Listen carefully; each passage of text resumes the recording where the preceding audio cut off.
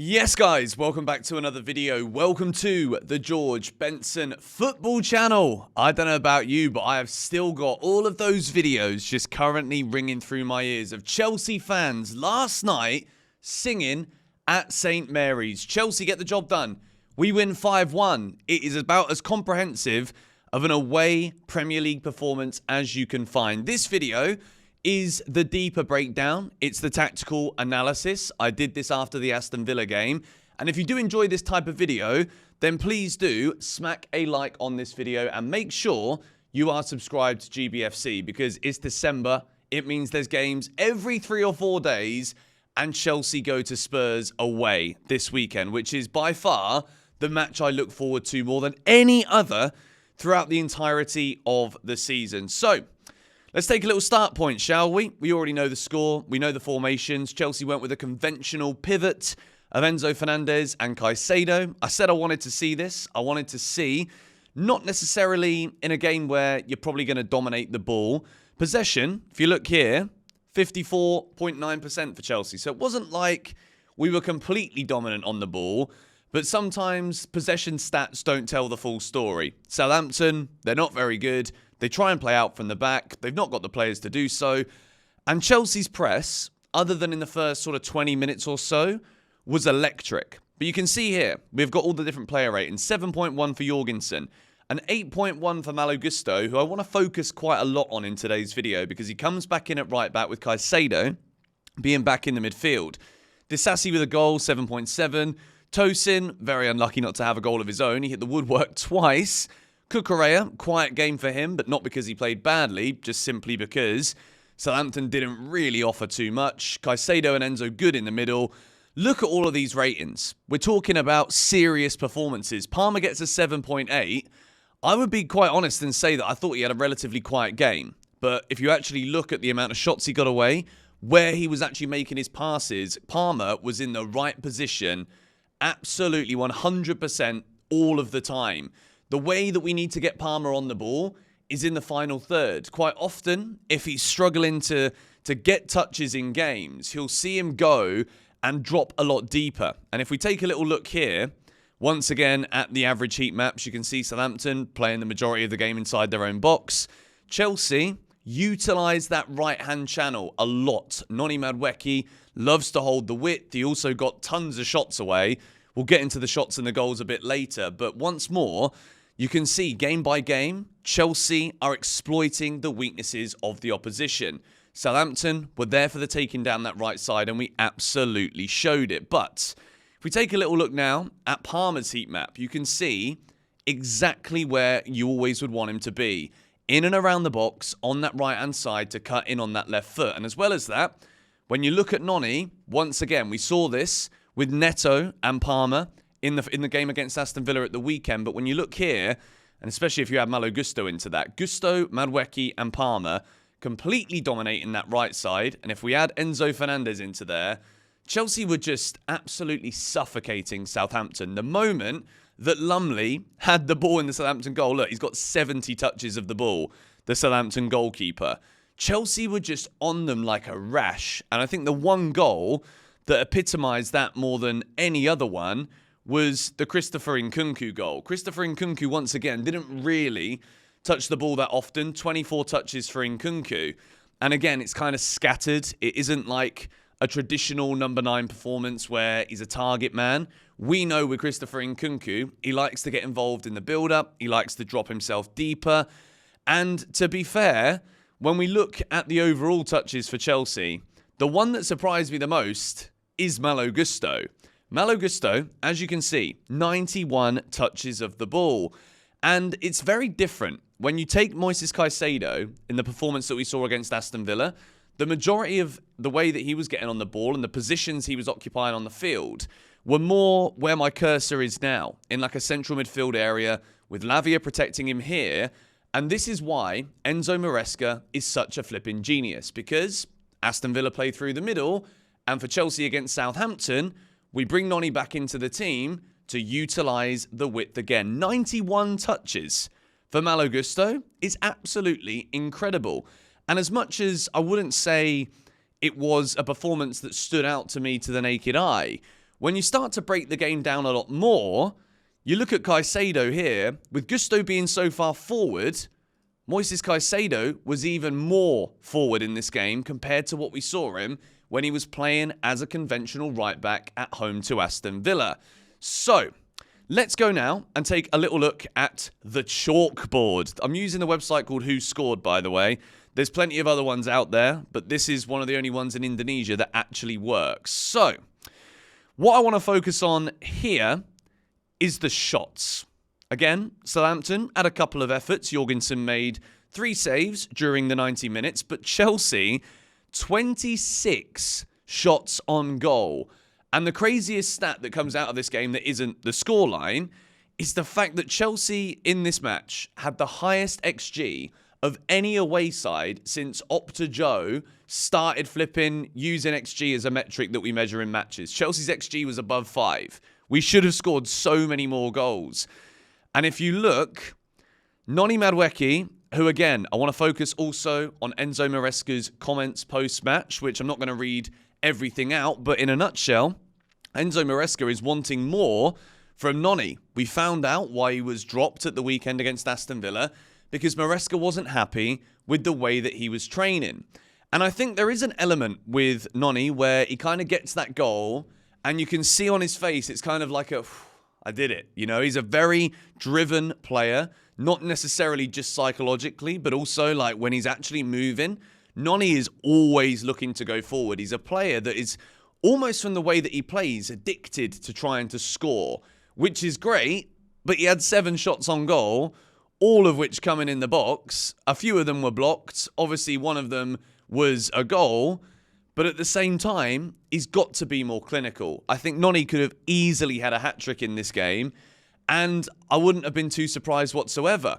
If we now look at Cole Palmer, and this is why I want to do these tactical breakdown videos, because when I do 6 Things We Learn, the idea behind that series is we either get really happy, we're excited, the match has literally just finished, and we're rolling off of emotion.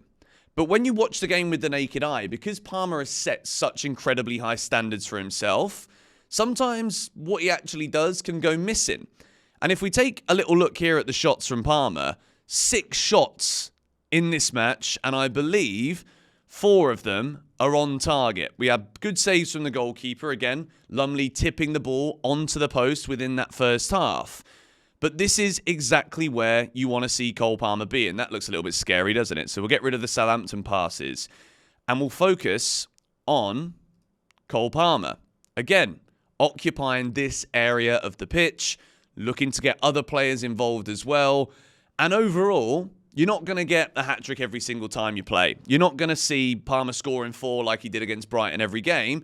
Because that is like Messi's and Ronaldo's don't do that. And those are the kind of conversational comparisons that Cole Palmer will be looking to make sure he's involved with throughout his career. But again, if we look at the passes here, Enzo Fernandez, I thought was absolutely brilliant. And when you've got that conventional pivot of Fernandez and Caicedo, just take a little look at how, when I add, if I take Palmer's away, when I add Caicedo in there, that's Chelsea's pivot. And that is complete control of the entire pitch. But let's focus on Enzo Fernandez, who, because Southampton were trying to play from the back, the thing that made Chelsea so good in this away win at Southampton was the fact that we pressed Southampton so incredibly well. For the first 20 minutes of the game, I'm looking at it and I'm like, well, we've made 7 changes to this team tonight. Are the players tired? Are some of the players that have stepped up and come in, are they not ready? Disasi had scored a goal, so I think he's ready. Gusto was absolutely everywhere. He's ready. And overall, Chelsea, we took a little while to get into the game and make that control, but it was that press that led to that second goal. Nkunku scores a tap-in, but look at this control again for Chelsea on that right-hand side of the field between Fernandez, Madueke and Palmer. That is the whole right side covered. If we look at the left-hand side, you've got Cucurella, Felix and Caicedo. You see, you take Caicedo's out there, but still, Chelsea weren't really attacking on this left-hand side as much as we were utilising the right. Whether that is purely because Noni is a lot more direct. Chelsea were looking to run at Southampton to break them down.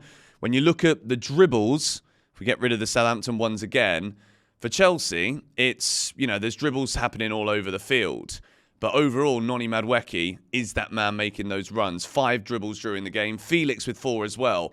That's exactly what you expect from your Chelsea wingers. Now, I want to interject here away from the tactical side of things just for a moment, because a lot of people, right? I put out a little tweet, and obviously straight after the game, emotions are always running high. And I said, could we? Obviously, I'm talking about could Chelsea win the league? And I think still it's very early to say that we're in a race. I think Arsenal are now well and truly back. Liverpool, it's not actually a bad result away at Newcastle. They'll be disappointed with the way that they conceded that goal late on. But I think Man City beat Nottingham Forest. Forest are on a big decline right now. They're struggling at the moment. I do think overall, Chelsea will be in a race for the top 4. Do I think we're going to win the league? No. I think Liverpool have just shown this year, and in Europe as well, the way that they dismantled Real Madrid, Man City in the same week. Liverpool are a force to be reckoned with, and I think Arsenal are still a force to be reckoned with as well. People are criticising Arsenal, saying, it's like the Stoke City, Tony Pulis of old. Just learn how to defend the corners. Corners are a big part of football. And what I also loved about Chelsea's game is the fact we flipping scored from a corner as well. Axel Disasi. If we take a look at his individual performance today, let's get rid of these flipping Southampton dots. It's annoying that those keep just popping up everywhere. Disasi also absolutely all over the gaff. And I don't mean that in a bad way whatsoever. I thought Disasi was pretty good. And this is another strong point that Chelsea have right now. When we've got the ability to rotate the side the way that we do, you see, when you look at the starting 11 on the right-hand side, or if we bring it back to the match centre and you look at that 11 once again, you got Sancho coming off the bench. Shrewsbury Hall didn't really do too much. Neither did Renato Vega. Obviously, Jadon Sancho also getting a goal. He said it in his post-match interview as well. It's nice to have finally had a shot, and then you see him score. But the way that Chelsea have got so much depth here in this team is incredible. We've also got to remember that Nicholas Jackson, Pedro Neto, they were both 1 yellow card away from a suspension. And if you're going to rotate things, you rotate when you're away at the side, the bottom of the league. You don't rotate away at Spurs. And as well as that, I'd also say that Neto and Nicholas Jackson will absolutely be key players for Chelsea when we look forward to that game against Spurs. If the match last season is anything to go by, Chelsea could have a lot of opportunities. We absolutely destroyed Tottenham away from home last season. We're now the top scorers this season in the Premier League. No one's also scored more goals than Chelsea in the Prem since the beginning of May this year. So, if we take it back to the graphics once again, I absolutely love doing these videos, by the way. I want to take a look once more at the heat map here of Enzo Fernandez and Moises Caicedo. Once more, midfield dominance, right side being that prominent side that Chelsea used to attack. And Chelsea are pick and choosing right now where we hurt teams. We're looking at the opposition and we're looking at the way that they play and thinking, where's the weakness here? Where are we going to be able to utilise what we've got, which is an absolute abundance of talent all over the field? And where can we hurt teams? And I think Enzo Fernandez once more, again, this is another reason I love to do this series, because in 6 Things We Learn, I sometimes miss things. I thought, for me, to the naked eye, Caicedo looked like he was the most everywhere. But Enzo Fernandez got more touches than anyone else in a Chelsea shirt. And right now, we absolutely cannot underestimate how all of a sudden, as much as we're scoring loads of goals, Enzo Fernandez is a huge factor behind this. I feel as though in the last couple of weeks since Leicester away, I think Maresca has kind of got him doing something a bit more. Caicedo's game just levels up and up and up every time we see him play. And when you've got someone, if you take Lavia out of the team, you bring Gusto in there because you want to get him into those advanced areas. You want to see him supporting Noni further up the field so that Chelsea's right-hand side is that dominant side, because we know that Noni wants to run at the players. But the way that Enzo Fernandez has leveled up in recent weeks, I feel as though when everything came out about what was going on with his girlfriend or his wife, and that he's going through a divorce and whatnot, a lot of the times when this happens to players, you can see their form deteriorate. With Enzo, there wasn't really much room for his form deteriorating, if I'm being very honest. He needed to just do a lot more And he's absolutely done that. Whatever he's doing in his personal life, it's absolutely paying off. When we also look here at the tackles, look at the list down this right-hand side. Gusto, 7. Enzo Fernandez, 7. Absolutely controlling that right-hand side for Chelsea.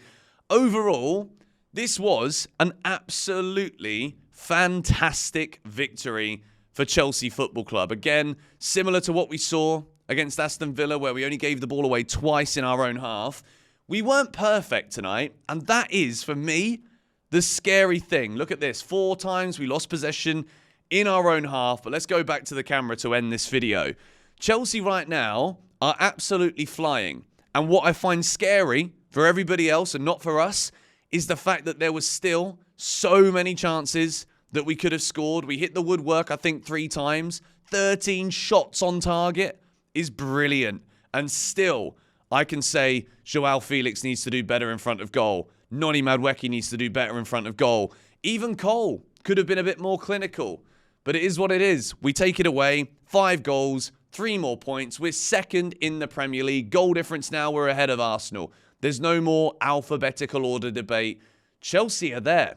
We're killing it. Let me know what you thought of this video in the comments down below. Hit the like button if you enjoyed it. Subscribe if you are new. Come on, you Blues.